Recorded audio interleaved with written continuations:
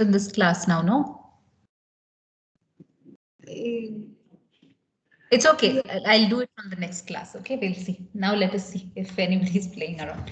Anyway, so you have query processor, there is interpreter, compiler, and evaluation engine. Then storage manager, we went through and we learned that there are 4 storage managers. One is AI, that is authorization and integrity. Then there is transaction manager, file manager, and buffer manager.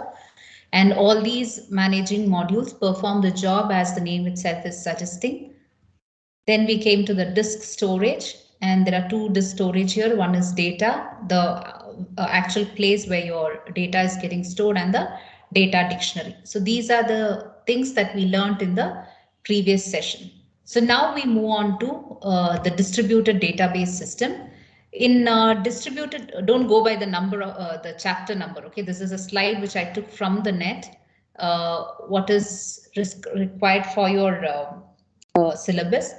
So anyway, as I proceed, I will probably switch to another set of slides customized according to my requirement. Okay, my requirement as in what is there in the syllabus.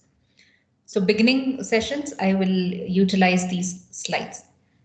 So in yesterday's class, I told you what exactly a distributed database system is. In the distributed database system, I would like to quote one example. I would try to tell you what exactly distributed database is through an example. And as I said in yesterday's class, for your syllabus, you have different kinds of databases, advanced databases, whatever you learned in 5th semester was RDBMS. This semester, you'll be learning distributed, parallel, object-oriented, and document-oriented.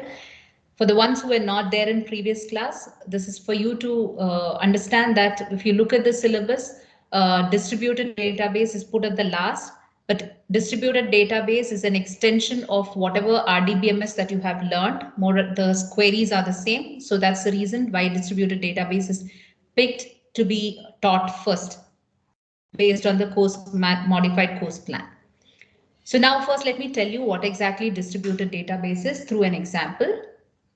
So now just imagine there is a government, listen to me very carefully. Imagine there is some government insurance policy. Okay, this is a true case, not that I'm creating a story here. I don't remember when it dated back. So there is this government insurance policy, which was,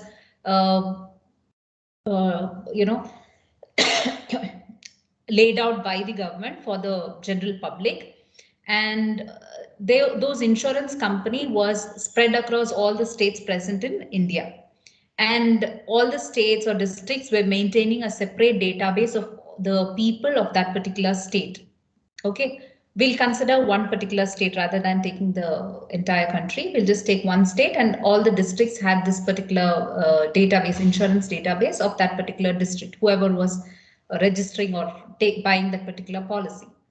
And it so happened that I said that we are imagining that it is a state government. So annually what they had to do is they had to combine all the data together.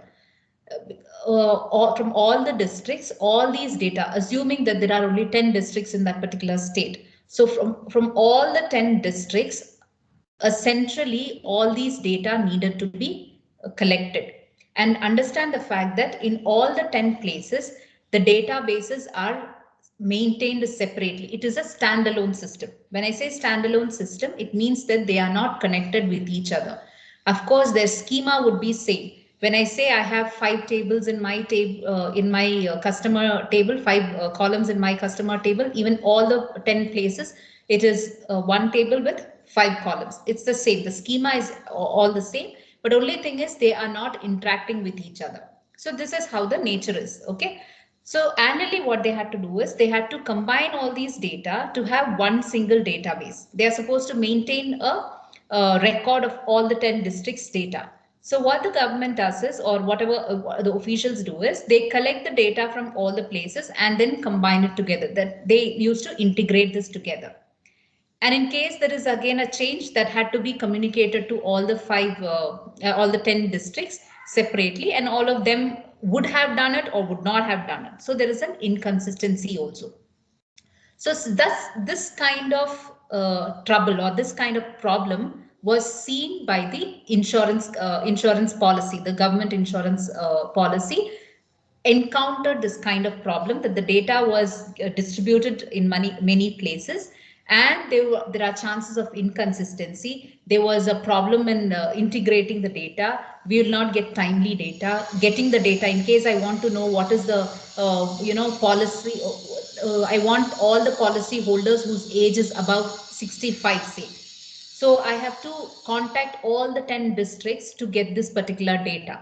So which was not considered to be a good practice or not an efficient practice. So the government insurance company, they approached the Oracle and they asked them that there are multiple servers present. See, I told you that there are standalone systems, which means that all the 10 districts have 10 different servers. So they are supposed to interact with these 10 servers or 10 different districts. So they approached Oracle saying that this is a problem that they are encountering, and do you have a solution where I can get all the data together at one place? I mean, very quickly without too much of hassles of having inconsistency and things. So what Oracle did was they added one patch. When I say patch, understand that it is a module. Your application program is already present.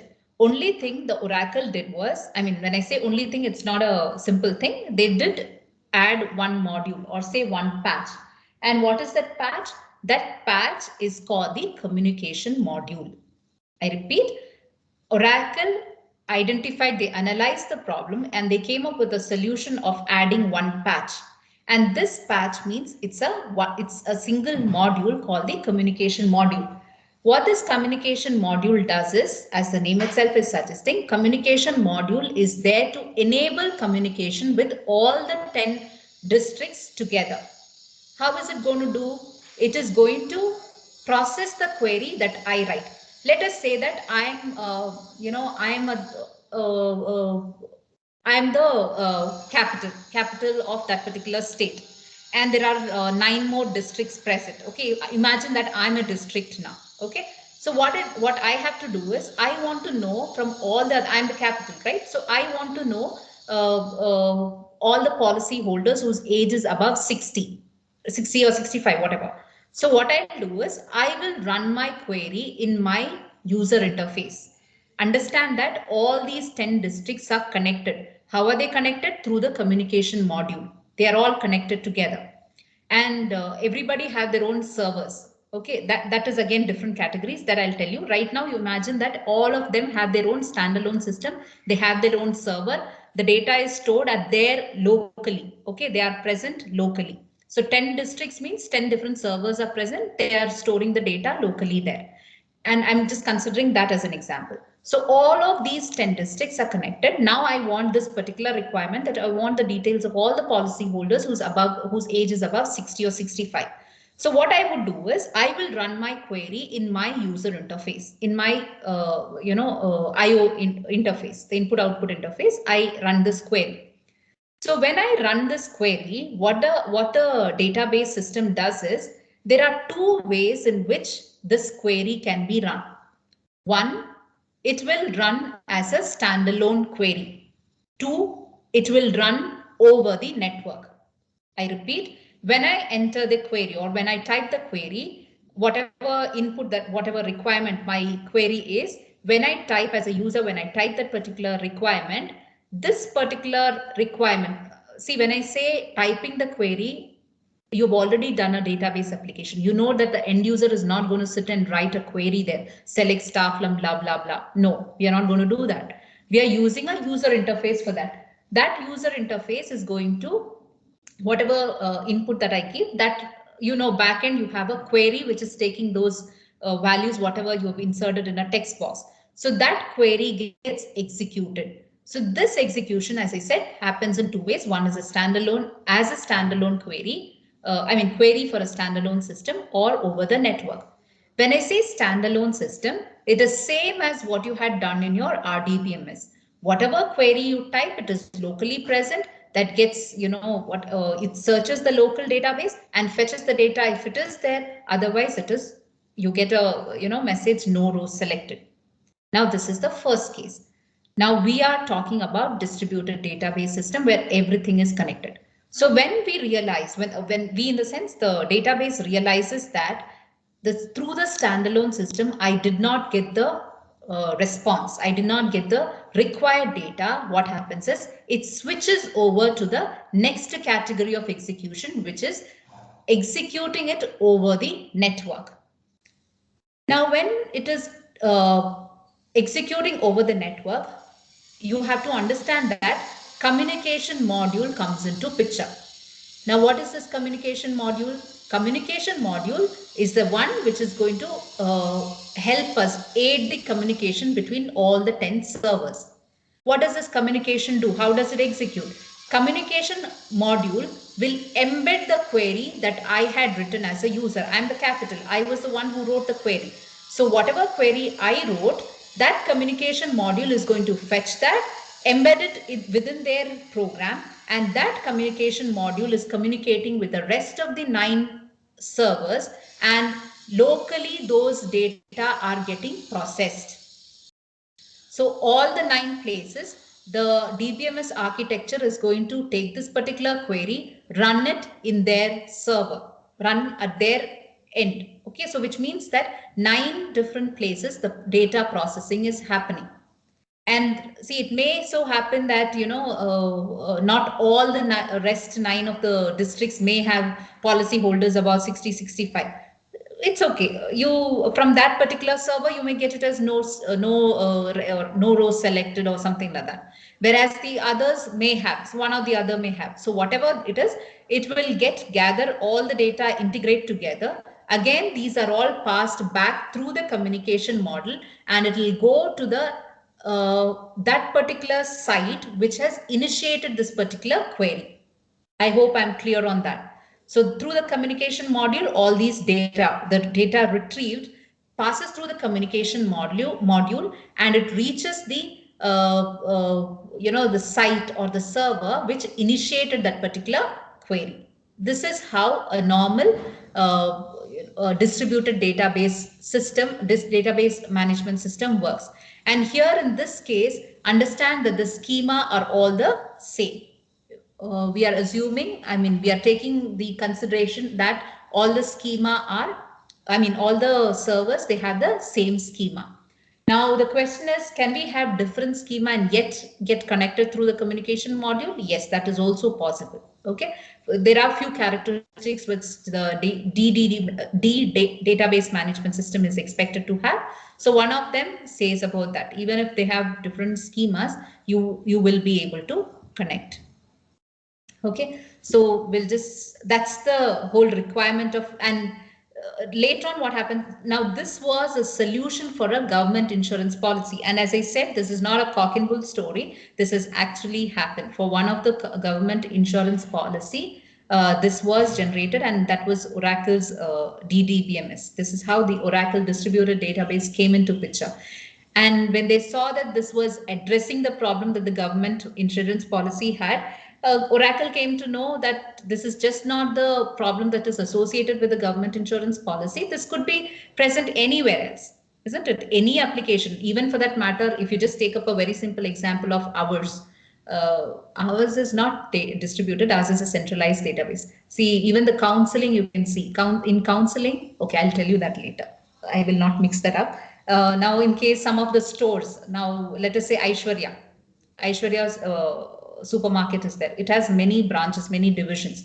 They do not have a centralized databases. They have what is known as distributed database. So most of the example that you take up, or many organizations you can take up which have multiple say branches, in such situations distributed databases would come into picture. And when they have distributed standalone systems, whatever problem the government agency or the government policy, insurance policy had, they would also face the same problem. So in such situations, this Oracle distributed database would come for help. So what this Oracle did was, the Oracle commercialized this distributed database. so that this can be utilized for the, by the other organizations also. This is how the distributed database management system evolved through this government's insurance policy. That's the evolution of distributed database system. Now, coming to, I did tell you about centralized database system. I'll tell you the contrast between, or the difference between distributed and centralized. But prior to that, let us, okay, before I go to this, are you all listening? Did you understand what I said? Yes, ma'am. Yes, ma'am. Okay. Yeah. Now coming to the definition part, it governs the storage and processing of logically related data over interconnected computer system. Interconnected computer system, this is the catchword. Otherwise, all the within a particular single table itself, all the data are logically connected. But that should be over the interconnected computer system, over the network, in which both data and processing functions are distributed among several sites. There are different architectures in distributed databases also. We will be seeing this by the end of this session.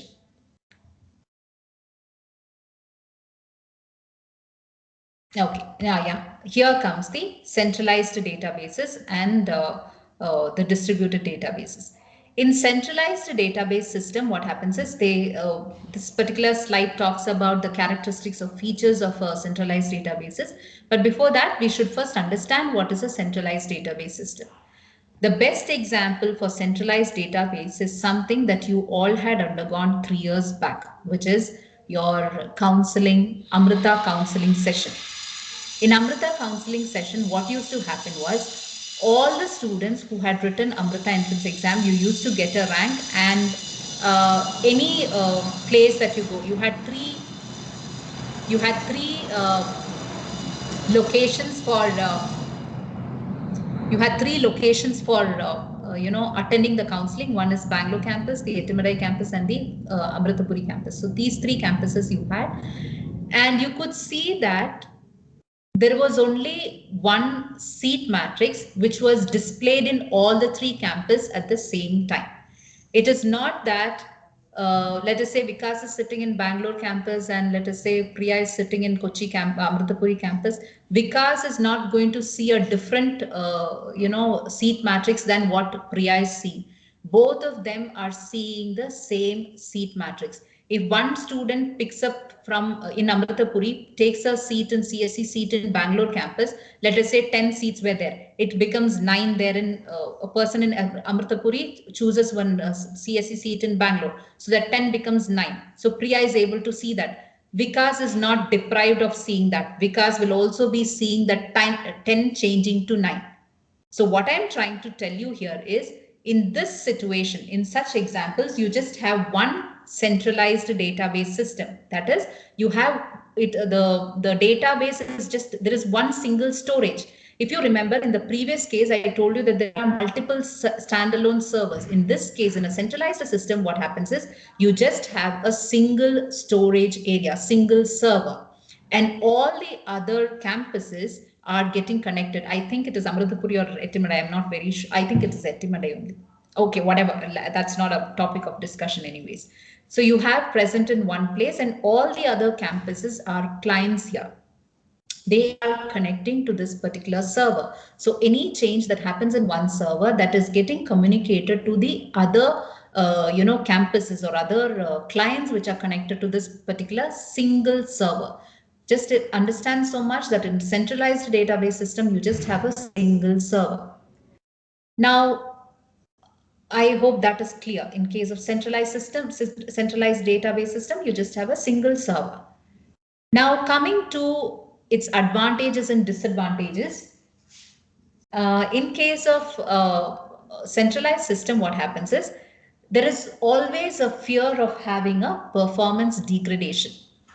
For this, I don't have to go to centralized databases. You just have to think about your scenario when you access your AMS software, when you have to get your result, isn't it? When you get to know that your results are announced, you would try to log in, right? And most of them would not be able to log in, or because all of them, all the 2000 students or 2500 students are accessing the AUMS.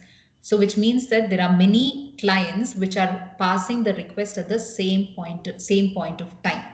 So what happens is the AUMS, the speed or the efficient with which the AUMS works slowly degrades. Even during your test and quizzes also, you might have experienced the same thing. So exactly the same thing happens even in a centralized databases.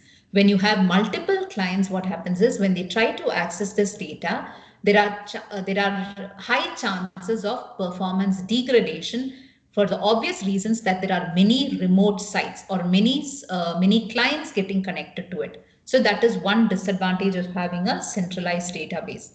This is why we are talking about centralized databases, to understand and appreciate the presence of the distributed databases. Then the second thing is high cost to maintain a large centralized database. You have a huge memory because you have data from, that has to be passed to others. You have to fetch data, you have to maintain it. So such high maintenance cost has been incurred if you have a centralized database. And there is also a very huge, risk. That risk is that of a not, reliability issue or reliability parameter is one of the very important factors that one has to look into. Now, what is this reliability problem? The reliability problem is wherein you just imagine in centralized databases, the main server or the central server or the sole server that gets crashed, or that due to some reasons, whatever the reasons is, it gets damaged. So which means that you've lost your data. See, when I say that the server is crashed, it doesn't mean that you've lost your data. You have already learned database administration roles and responsibilities, which says that the roles, can somebody tell me the database administrator's roles and responsibilities? At least when we speak about reliability, what comes to your mind?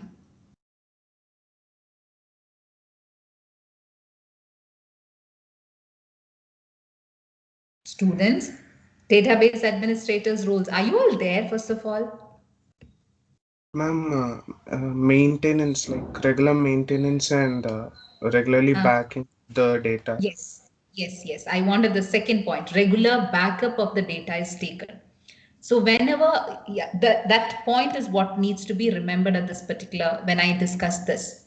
So in centralized database system, what happens is, in case the server gets crashed, you're not actually losing the data, because you already have the database administrator is expected to have a backup, but at the same time, to get back the server to working, it is related. There is a high cost that would incur to get back the server back to working.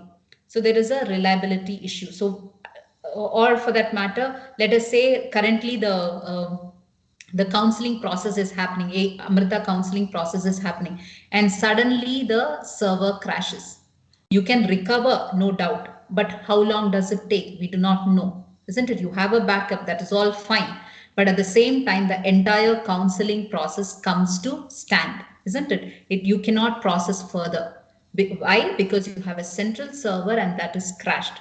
So such reliability problem also can occur. Right. So these are the disadvantages, or say some of the cons that is present in a centralized databases.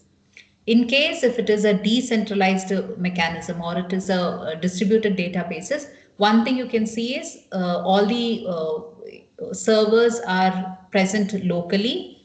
And one more thing is that you can cope up to the new changes or new technologies that is present, that is that is trending. So that can easily be accommodated in a database, in a distributed database. I will come to this point as we proceed with the slides. Okay, how exactly we will be able to adopt to this. So dynamic business environment and centralized database shortcomings. Spawned is, it gave rise to a demand for application which would have sources at multiple locations. So so that in case one server crashes, the other comes into picture. You might have learned this even in your computer networks when you learned various topologies, right? So when one of them, I don't remember, was it star? Yeah, when the star is like a centralized, star topology is more or less like a centralized database. So in case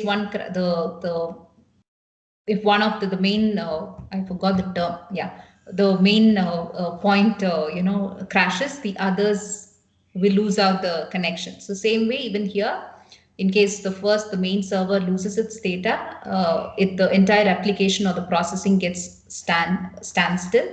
So therefore, a requirement for a multiple location, the servers being at multiple locations came into picture. Yeah, this is a centralized database system. This is a picture from the net.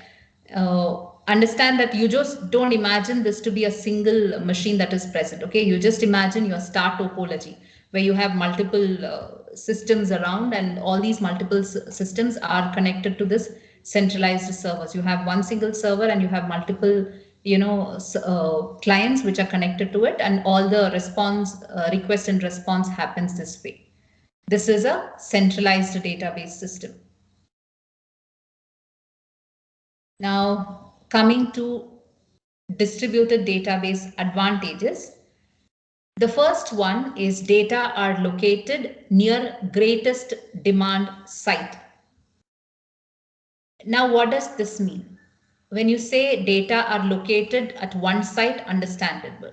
Data located at local site, that is also understandable. Now, what does this mean? What does this term mean? Data are located near greatest demand site. Now, when I say data are located near greatest demand site, it means that the data which I require locally, let us assume this scenario again. Okay, I'll put it this way. I'm sure you would be knowing that we have started, Amrita has started one more school. Amrita Vidyalayam has started somewhere nearby, Chudasandra or someplace close by. Okay, so let us assume that they in that particular campus, a school campus, do not have an accounts department. They are also taken care by the accounts department or the HR department that is present inside the engineering school campus. Okay, the college campus, and there is two different campuses. One is college campus and the school campus. They are geographically, that you have to understand, they are geographically located in two different places. Okay, and but yet they are distributed, they are connected through the distributed database mechanism. But only the one thing that you have to understand is, in school you do not have in the school server no data regarding their HR policies or accounts or pay details of the staffs are present in the school. All these are managed by the school, the college accounts department. So what happens is, when they connect with each other, what happens is, the data is communicated through the communication module. Now, coming to the greatest demand, this is what I was trying to say. Now, what happens is, now accounts department is present in the college campus, and my data is also present locally here.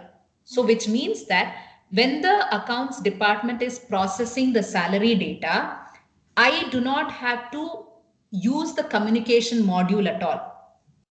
If you remember, when I spoke about in the introduction of DDBMS, I told you that the query can be executed in two different ways, right? One is the standalone, the other is over the network. So first the standalone is getting executed. So here this greatest demand means the same thing. Now, because my data are located, which data am I talking about in this example? I'm talking about the accounts detail. I'm talking about the salary detail. This salary detail is present locally in this particular college server. So when the account departments executes a particular query, the query is not going to run over the network. It is not going to second stage at all. It is executing in the first stage itself in the standalone system. So I will be able to access this particular data. So this means that accounts department is present in college campus. So the greatest demand of these account details is present geographically in the college campus also. So where is this data present? It's in the college where are the people who are going to access this particular accounts detail present? They are also in college. So which means that they are locally present. This is what is meant by this particular this is what is meant in the first point, that the data is locally present. Whichever data is widely used, that data. So, at the same way, at the same time, regarding a school detail, the school children's data will not be present in our campus. It probably just a registration number and probably the fee details would be present here. But most of the data regarding age, address, parent phone number, probably we will not store it. The school database will have it. So school database, I mean the school management people will have the details of all the students present in that particular school. So why? Because those school teachers are going to access those data frequently.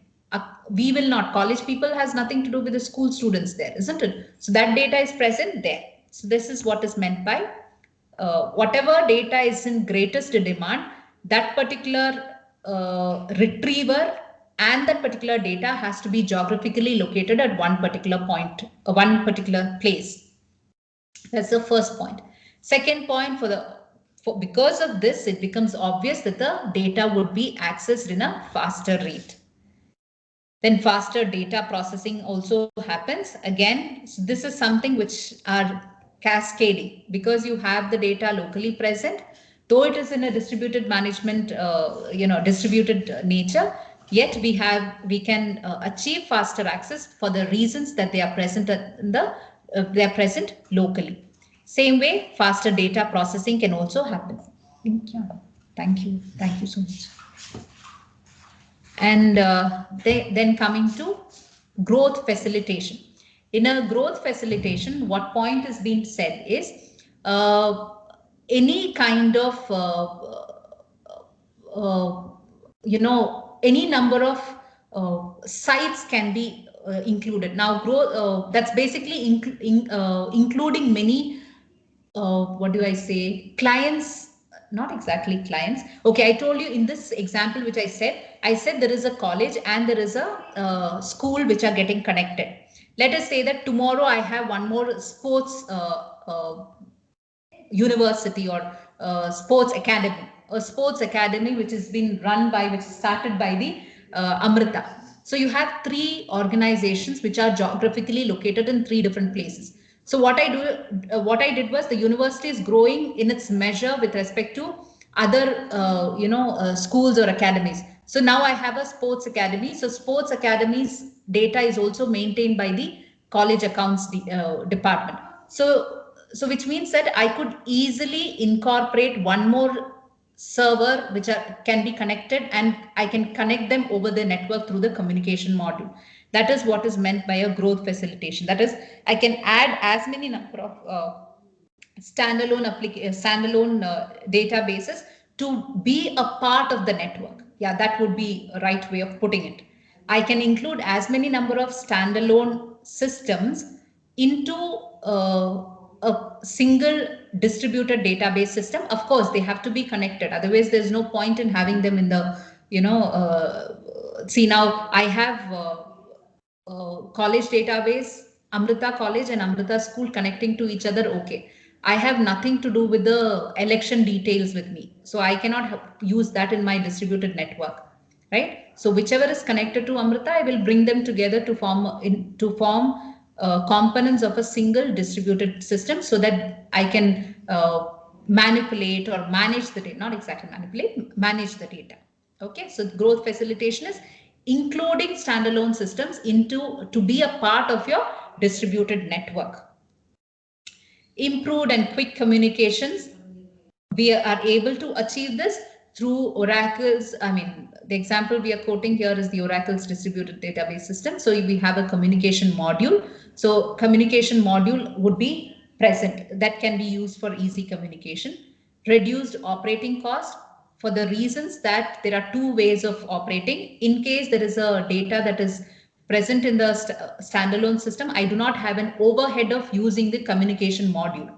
So optimal cost has been incurred. User-friendly interface. Of course, whenever an application is developed, this is something, user-friendly interface is something which is common across any application design or development. You need to have a user, the interface that you develop has to be user friendly, it has to be easy, it has to be understandable by a naive user. So that is definitely, I mean, DDBMS is also not exempted from that. Even here it says that the interface has to be user friendly and easy. So that can easily be incorporated in database management, DDBMS. And finally, the major advantage is there is no risk of a single point failure, like how we have in a centralized system. One system fails and the entire process comes to standstill. That kind of problem we do not have in a distributed database management system. So these are the advantages of DDBMS. Coming to disadvantages, complexity of management and control. Now, complexity of management and control is since you have the data distributed in different places, there is an overhead of managing those data. Again, the communication module only comes into picture. See, everything has a positive and a negative.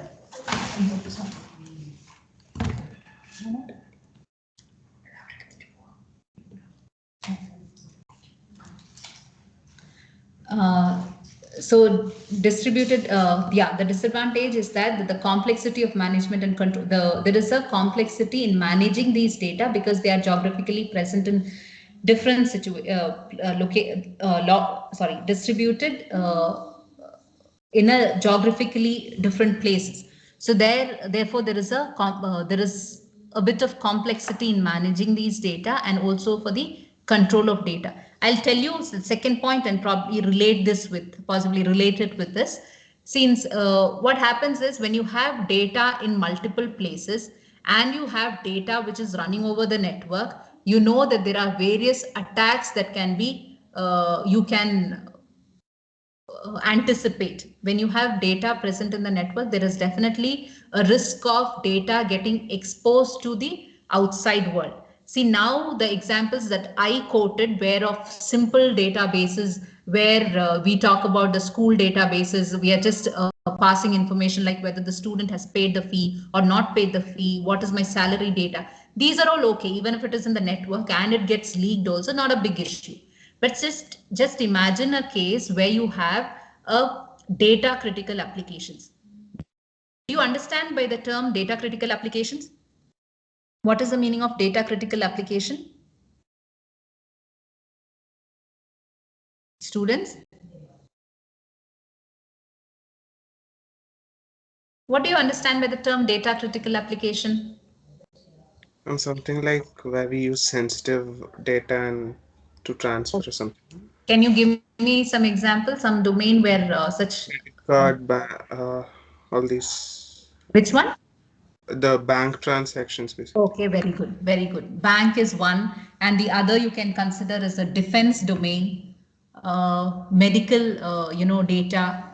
So medical data, defense data, the bank data, all these are the data which are confidential and which are data critical such kind of applications are called the data critical applications, where utmost importance is given to see to it that the data is not leaked. It is not been taken by the intruder. Now, this is one of the major research work that is happening on security, as to in case when the data is present in the network, there are various attacks that can be, that the data can anticipate. That's one. There's something called false data injection. See, somebody tries to inject a false data into your network. That is also bad data. Now, you just imagine a defense system. You just imagine a defense, what do I say? Defense domain. In defense domain, there is some data or some kind of message that has to be passed between one location to another location. So what happens is probably they are maintaining some kind of database. It could be a stock of the weapons that they have, or the that kind of information that has to be passed. So from here, probably from location A to location B, I would say that location A has some kind of dearth of the weapons or some kind of whatever the amenities they have. it is getting, used up. So from 10 it has come to 2 or something, and they require it for the constant survival there. So what happens is they would update it as 2, and that is getting communicated to, from 10 it has come to 2, so it can go to 0 anytime. So that I have to communicate it over the network. So I will use a communication module. So by the time it reaches the location B, what happens is, because it is over the network and because it is a defense domain, defense data, whenever you have a defense data, it becomes, it is something which attracts the other enemy, who would like to, who would want this particular data for obviously destructive reasons. So what they do is, this 2 can easily be manipulated as 9. So which means that the location A will, though it had put the amenities number as 2, the intruder who has intruded into this particular network, because it's over the internet, isn't it? So the intruder who has intruded into this particular network realizes that, you might have learned all these things in your eavesdropping. You understand what is eavesdropping in what is, computer networks? Have you heard of eavesdropping, students? Yes, ma'am. What is eavesdropping?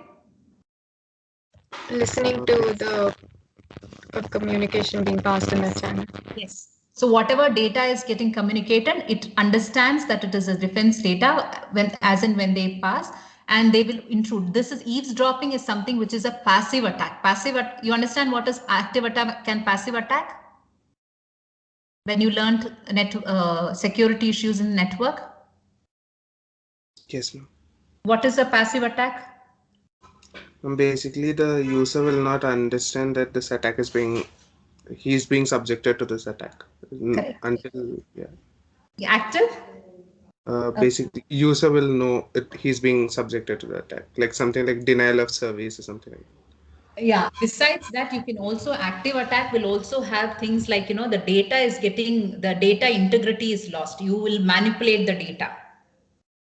That is also a kind of active attack, where the intruder would intrude into the data, change the packets or change the data, and it sends to the receiver. So that this is also this is a kind of active attack. So in defense domain, when the 2, which I said, the example that I quoted, the 2 is changed to 9. So the location B is not going to send those amenities to location A, thinking that it has got sufficient. From 10, it has just used 1 weapon. So 9 more units are still there, so it will happily be there, right? So such kind of issues can occur in a data critical applications.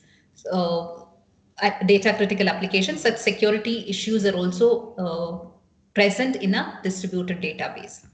And coming to increased storage requirement, yeah, because the data is stored in multiple places. See, when I say data is stored in multiple places, you should understand that there would be some data which are redundant. Because if I have to store, if I'm supposed to take care of the salary of the employees in school, at my end, this college database will also have the details of employees here. The school employees also I'll have, whereas the school database will also have school teachers database. So which means that there is a redundant data. So there is, which requires more storage.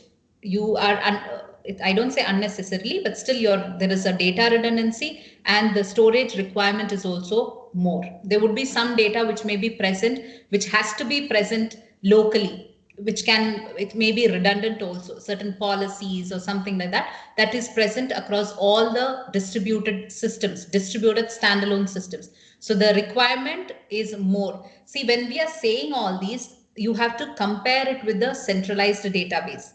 When I say increased storage requirement, I'm comparing this with the centralized database system.